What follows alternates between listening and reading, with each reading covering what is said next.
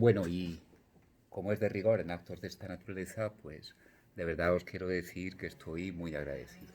Muy agradecido a vosotros por la espera, muy agradecido a Victoria por su dedicación, ha estado preparando el acto mucho tiempo y muy agradecido a la institución. Para mí es un auténtico placer. Y Victoria y yo nos conocemos desde hace muchísimo tiempo y la verdad es que es una persona de una talla intelectual y de una valentía fuera de lo común. Para mí, estar sentado al lado de ella es un honor, de verdad, que no tengo palabras para describirlo. Y sin más preámbulo, bueno, pues vamos al grano. Aquí estamos una profesora universitaria y un juez, gente del mundo del derecho. ¿No os da la impresión de que ahora mismo hay una guerra en el ámbito de la justicia? Fijaos que se ha popularizado desde hace tiempo una palabra que es lawfare, que yo confieso que hace un año yo prácticamente no sabía lo que era, 1 o 2 años. Y lo significativo es que habla de guerra. Y entonces, bueno, pues parece que los jueces le hemos declarado la guerra al poder democrático. Yo os pongo un ejemplo, bueno, es una cosa que hago yo con mi mujer, que nos gusta mucho.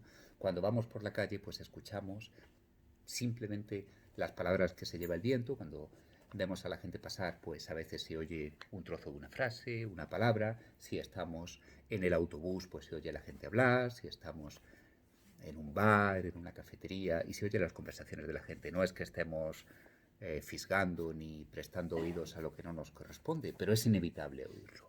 Y es pues como una muestra sociológica muy interesante a veces, porque se pillan palabras, se pillan ideas de una manera espontánea. La gente pues habla sin cortapisas y se escuchan cosas. Y bueno, ¿qué es lo que se escucha? Pues de los jueces no se escuchan cosas muy buenas. Se dice que los jueces pertenecemos a una casta de señoritos, de gente con mucho dinero, que somos endógamos, ya sabéis, hijos de jueces, padres de jueces, hermanos de jueces, y muy retrógrados, muy reaccionarios. Y entonces estaríamos efectivamente llevando a cabo una guerra contra el poder democrático, contra el poder político, que al fin y al cabo el poder político es el representante del pueblo. Eh, Fijaos que eso es lo que dicen los políticos, pero es un discurso que está ahí en la sociedad y es un discurso que se utiliza como un arma arrojadiza contra los jueces. Yo os pongo la primera cuestión sobre la mesa para nuestro debate. ¿Vosotros creéis que esto es cierto o no es cierto? No os cortéis por tener delante a un juez. Yo he oído otros auditorios en los que me han dicho de todo y a veces de una manera no muy educada, con lo cual estoy acostumbrado a cualquier crítica. Y además ponen ejemplos concretos. Pues hablan, por ejemplo, de casos como el de la manada, la ley del sí es sí, que sabéis que se pusieron muchos delincuentes sexuales en la calle. Pues bueno, se viene a decir, ¿y estos jueces de dónde vienen? ¿De Marte? ¿De un castillo de marfil? ¿De un palacio de cristal? Poniendo ahí a pederastas, a gente peligrosísima en la calle. Y, y bueno, pues se dicen muchas más cosas. Fijaos, por ejemplo, con Cataluña, la amnistía, pues se dice que los jueces estamos empecinados en acabar con la amnistía, cuando para mucha gente pues es una forma de intentar que la paz llegue a Cataluña y una reconciliación entre los bandos que están enfrentados. Y llegan los jueces allí, sin que nadie los invite, a, a intentar torpedear una iniciativa del poder político que nos gustará o no nos gustará, pero al fin y al cabo es legítima porque pertenece a los representantes del pueblo. Y también se habla, por ejemplo, del fiscal general del Estado. El fiscal general del Estado, como sabéis, está siendo investigado y se dice que es que hay unos jueces de derechas que están empecinados en empapelarlo, sencillamente, pues por unas manías ideológicas, porque al fin y al cabo estos señores, que son los jueces, nadie sabe de dónde vienen ni a dónde van, pero sin embargo con su firma pueden decidir la vida de los ciudadanos. Y entonces, pues los políticos dicen que estamos en guerra, hay una ofensiva por parte de los jueces, pues vamos a defendernos y lo vamos a hacer con el BOE en la mano. Y bueno, lo primero es modificar el sistema de acceso a la carrera judicial para que esto deje de ser una cosa de señoritos, de una élite, y democratizarlo. Otras cosas que quieren hacer, pues para que no se dé un espectáculo como el del fiscal general del Estado, toda una autoridad investigada por la manía de unos jueces, pues que la investigación criminal la dirijan los fiscales, como de hecho pasa prácticamente en todo el mundo. Y bueno, pues son muchas las iniciativas legislativas, yo no voy a entrar en ellas ahora. Hay una que es relativamente poco conocida, que es la Ley de Eficiencia Procesal. La Ley de Eficiencia Procesal básicamente viene a colocar a los jueces bajo la autoridad, por decirlo de alguna manera, de los secretarios judiciales, que ahora se llaman letrados de la Administración de Justicia. Lo que ocurre es que desvincula por completo al juez de la oficina judicial. El juez ya no tiene ningún control, ningún poder sobre los funcionarios que sirven a la Administración de Justicia, y eso queda en manos de los secretarios judiciales, que, como sabéis, tienen una estructura jerárquica cuya cúspide pues, es el poder político, el ministerio. En definitiva, se trata de intentar recuperar el terreno que estos jueces reaccionarios, retrógrados, le quitan a los representantes del pueblo. Esa es la idea, ese es el discurso que está ahí. De hecho, yo, el capítulo que escribo en este libro, lo dedico a analizar esto. Se llama Justicia en el patíbulo. La justicia ante el patíbulo. ¿Por qué? Porque nos están juzgando a los jueces y nos quieren condenar. Pero claro, como sabréis todos, aunque no seáis estudiantes de Derecho, pues claro, antes de condenar a alguien hay que oír también a la otra parte, porque hay que tener las dos versiones, si no, eso no es justicia, es arbitrariedad. ¿Y qué puedo decir yo como juez que soy? Evidentemente los jueces no somos perfectos, cometemos errores, faltaría más. Y además tenemos una serie de defectos que son propios de nuestra naturaleza profesional. Se dicen que somos muy soberbios, que nos lo tenemos muy creído, que cuando hablamos no nos entiende nadie, muchas cosas. Se dibuja un perfil prototípico del juez que en algunos casos resulta antipático. Y yo, fijaos, no lo voy a negar. Yo hace tiempo escribí un libro en el que decía que los jueces, o por lo menos yo en particular, pues nos lo teníamos tan creído que caminábamos medio metro por encima del suelo. Ya, nuestros errores, nuestros defectos, los tenemos. Pero quiero que consideréis una cosa.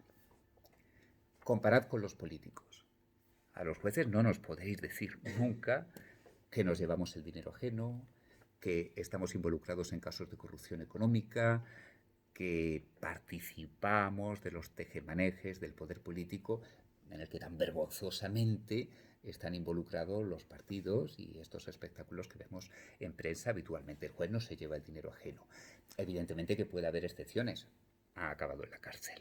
Eso, desde luego, de los jueces no se puede decir. Y en cuanto a nuestro acceso a la carrera judicial, bueno, pues hemos pasado unas oposiciones. Fijaos que es un sistema tremendamente justo, porque yo soy hijo de un trabajador, yo no tengo ninguna vinculación con el mundo judicial y ni siquiera con el mundo jurídico, porque aquí Victoria es licenciada en Derecho, en Política, se está metido en el ámbito universitario, o sea, que ella a lo mejor podría tener algunos contactos, pero mi padre era un trabajador, yo no tenía ninguna clase de contacto. Y no solamente soy yo, sino que las estadísticas dan cuenta de que los jueces, en la inmensa mayoría, pues no tenemos nada que ver con el ámbito jurídico. Son simplemente unos chavales, unos jóvenes que deciden opositar y pues dedicar su vida a una profesión que los ilusiona. Y además, con el resultado de que no hay sesgos de género, no hay discriminación por motivo de sexo, porque en España la gran mayoría de los jueces nuevos son juezas, son mujeres. Sin embargo, se da la circunstancia curiosa de que a medida que vamos ascendiendo en la jerarquía y hablamos de cargos que se proveen discrecionalmente, o sea, en los que puede influir la ideología o hay algún tipo de injerencia o puede haber algún tipo de injerencia política, pues entonces empiezan a ser varones, empiezan a ser hombres. O sea que el sistema de acceso a la carrera judicial es uno de los más igualitarios y equitativos que hay. Pero fijaos, ¿qué quiere el poder político? Por lo menos el poder político que quiere cambiar el sistema de acceso a las oposiciones. No solamente abrir vías para que pueda haber una influencia política a la hora de seleccionar a los aspirantes. Hay más. A mí me gustaría que tomaseis nota de esto. Hacer que el temario sea más fácil. Quieren bajar el temario hasta la mitad. O sea, reducir el número de temas, pues no sé cómo está ahora, pero yo me tuve que estudiar más de 300. Imaginaos que lo dejan ahora en 150. Interesantísimo esto. En primer lugar, es un ataque a la meritocracia tremendo. Pero en segundo lugar, permite que un perfil de persona que no esté dispuesta a sacrificar una porción de su vida tan grande pueda entrar en la judicatura. Porque ahora mismo los chavales que van a ser jueces, evidentemente ni tienen aspiraciones políticas ni económicas, porque es que les lleva una porción de su juventud inmensa, se lo juegan a una carta. Yo os digo, yo soy un hijo de un trabajador, yo tardé 5 años en aprobar las oposiciones, que ahora está en la media más o menos, y yo, desde luego, si no las hubiera sacado, me hubiera visto en una situación dramática. Yo estaba jugando con mi vida, con los años de mi juventud. Ahora bien, si las oposiciones te las puedes preparar en vez de 5 años, en un año y medio, bueno, pues entonces ya puedes ver, bueno, me meto en política, hago tal o cual cosa, ya abres mucho el abanico. Luego, en cuanto a Cataluña, la amnistía, miren, eh, la plataforma a la que pertenecemos, Victoria y yo, es contundente. Nosotros creemos que la ley de amnistía es inconstitucional y que va contra el derecho europeo, pero lo decimos con argumentos jurídicos. Y de hecho, la cuestión se está ahora tramitando en el Tribunal Constitucional y puede llegar a Europa. Nosotros no lo decimos porque queramos torpedear la acción del gobierno, es sencillamente porque creemos que es ilegal, inconstitucional, va contra la ley suprema y contra el derecho comunitario, como se ha dicho siempre, el derecho de la Unión Europea. Pues los tribunales europeos decidirán y nosotros, evidentemente, lo acataremos como hacemos siempre.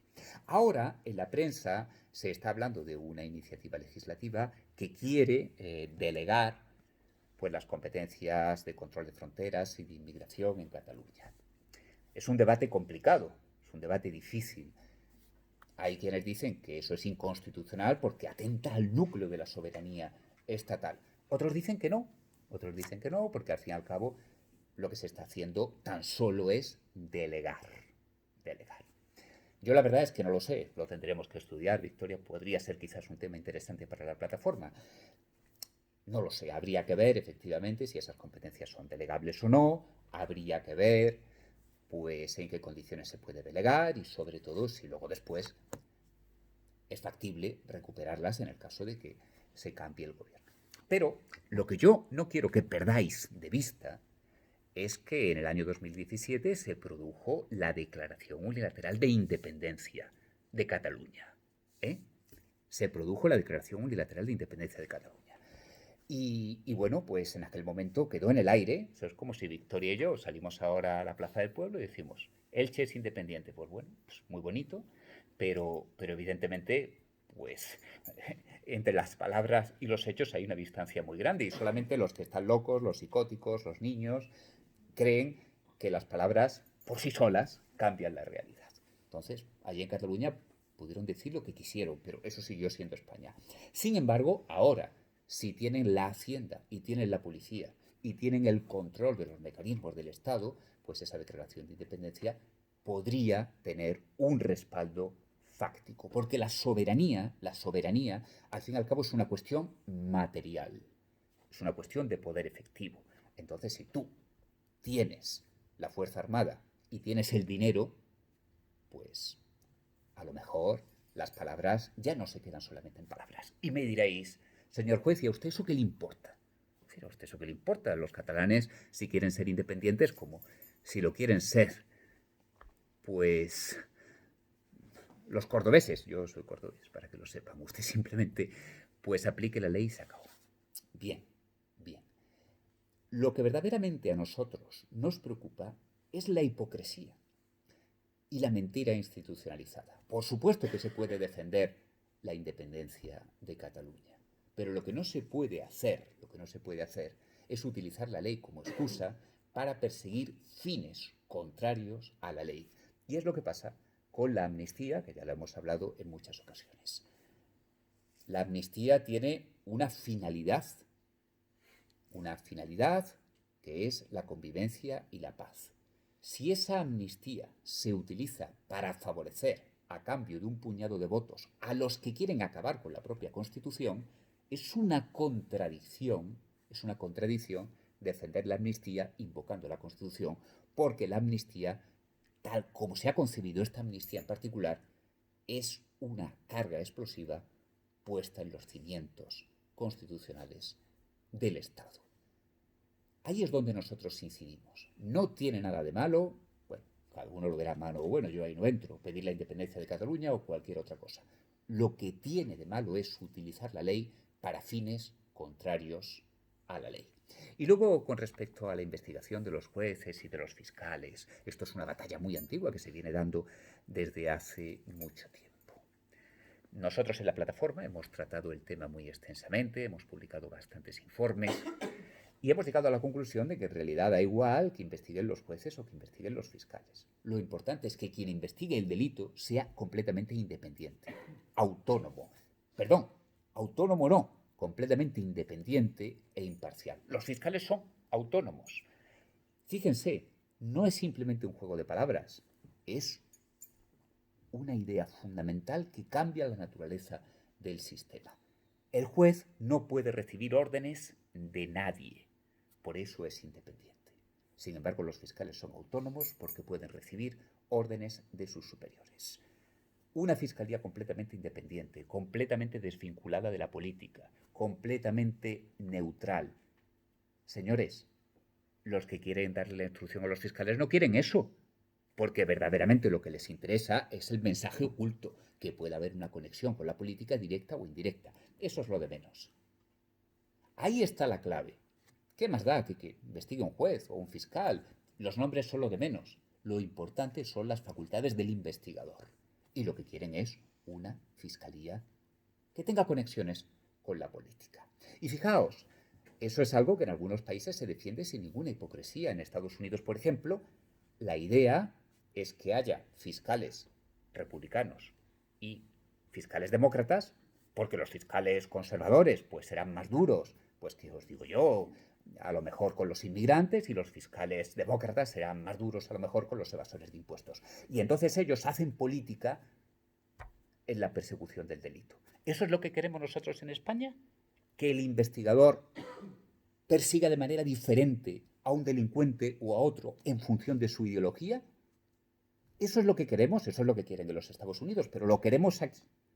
Sin embargo, el debate se escamotea y se dicen verdaderas estupideces, perdón por la palabra, como que la agilidad del sistema lo requiere, que la eficiencia, que no sé qué, no sé cuántas, cuando en realidad lo que se quiere es controlar la política. Lo que se quiere es que controlar la justicia desde la política.